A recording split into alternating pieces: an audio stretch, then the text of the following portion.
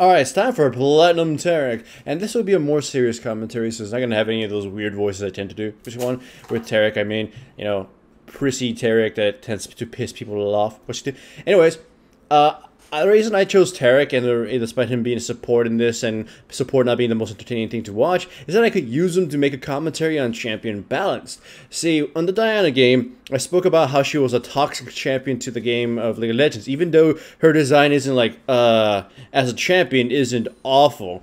She's a cool champion, and they had a cool idea about her being this kind of like assassin missile rocket thing that if you can't kill her within that time frame, she continue to be a fight, you know. Go in as an assassin exploding someone and finish the fight as a fighter.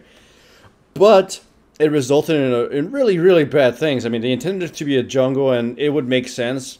But Diana went mid lane, and that shield proved to be a little too much in terms of laning, because she could go into, you know, creep wave, kill it all, have a huge ass shield that most champions couldn't burst down yet, and you know the cooldown on the damn thing and the mana cost of the damn thing were pretty fucking low. So she just spammed that thing and laugh at everybody who tries to fight her. And then when it came to actually fighting her, the same thing would happen. Her shield at rank 3 would like be unstoppable. You couldn't pop it. Its cooldown would come back by the time you needed to be back up, and it would deal damage to you. It's sort of like the Scion thing, in which the shield is just poor balance.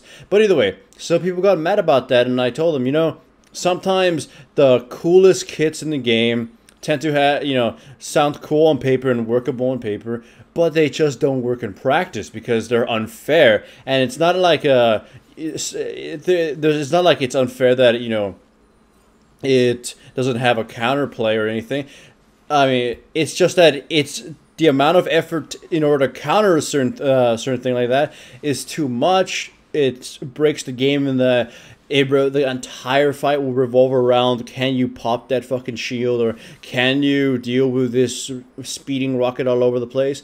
And that then came, you know, discussion later on about complicated designs, about some people saying, what about overloaded kits like Shaco being stupid, or Aurelia's kit being stupid? And then it evolved into simple builds. And Taric was pretty much the #1 talk of the game there. Though Scion was another one, but he's got other design problems with him. Think of all the champions that have painfully simple skills, like Udyr or Old Master Yi. They're basically, you know, click this, this happens, no other complications there. If a kit pretty much is point and click and stun this person, if the numbers aren't right when right with that ability, that shit is going to be probably broken. Now, it becomes amplified more with other champions, like, well, actually, let me explain that. Annie, her spells on their own are ridiculously simple, right? They are not that strong. However, when taking into consideration the passive, you know, you cast your spells, and then one of your spells in AoE one becomes a stun, and you can do another wave. That becomes ridiculously strong. There's a check and a balance there, though. You know, on their own, they're just like, mediocre, I guess. But when you consider the stun, those are fucking amazing spells, considering how you can chain them up, and how you can do all sorts of different badass combos with them, right? Now, so that's synergy within the kit. That's what makes Annie fair and balanced. Though on the whole support thing, that was a whole different story. Now look at someone like Taric. He doesn't have synergy within his own build. I mean, when it was released in beta in Season 1, his ultimate was a really, really broken AoE healing ultimate of death. And combined with his W, it was pretty fucking strong. Thing is, after they had nerfed it, it was a fucking awful spell. That's because they nerfed the numbers and they reduced the AD, eventually removing the AD, so it was just a heal. Eventually, the heal was too strong, so they removed the heal, and they kind of tinkered with his ultimate all over the place. It's just the combination of the whole thing was too strong, but there was still no like real semblance of balance with him. He has a stun, he's got a heal, he's got a W. It's like, what does he do? So, if his numbers are too great, he becomes broken, because individually these abilities are all pretty fucking strong, right? I mean, a heal, stun, AoE, armor, damage, armor shred, and then his ultimate now is like this kind of Herculean blast of whatever. Remember when he got reworked? His numbers were stupid as shit. it wasn't his kit that was broken. I mean, his kit is inherently broken just because it's a point and click of everything and all that other stuff. But when his rework came out, his numbers were just simply not fair, and he was absurd, and he was stupid as shit. Then he got quickly neutered, and you never saw him again. Another good example of this guy would actually be Gangplank. Gangplank's kit makes no goddamn sense, and we know that. It just doesn't make sense within itself.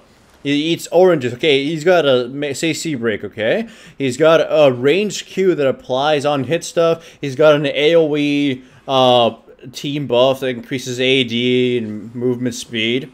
He's got a global ultimate that slows at random and a passive that gives a slow, which it didn't used to be that, so keep in mind when it was released. So it's like, he was a really janky-ass fucking build champion. He still is. So his build is fucking simple. You know what it does just by clicking it. There's no real conditions to it, like, oh, this will happen if this happens. No, it's just click this, this happens. No complication there. Now, look at old Master Yi. It was, you know, kill something, you reset your shit, and then go crazy, and it was dumb.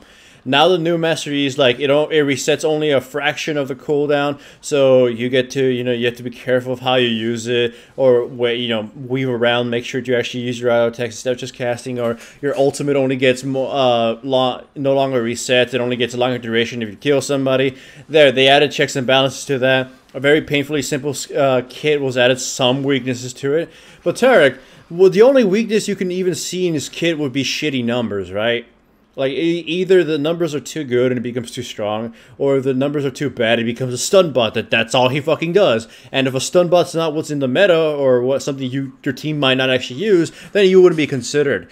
So there, like right now, he's really weak because all he is a stun bot because his numbers don't support him. He's in line for a rework at some point, and it's for a very good reason. His kit is old and antiquated, and he definitely could use the boost. But hurry for him anyways.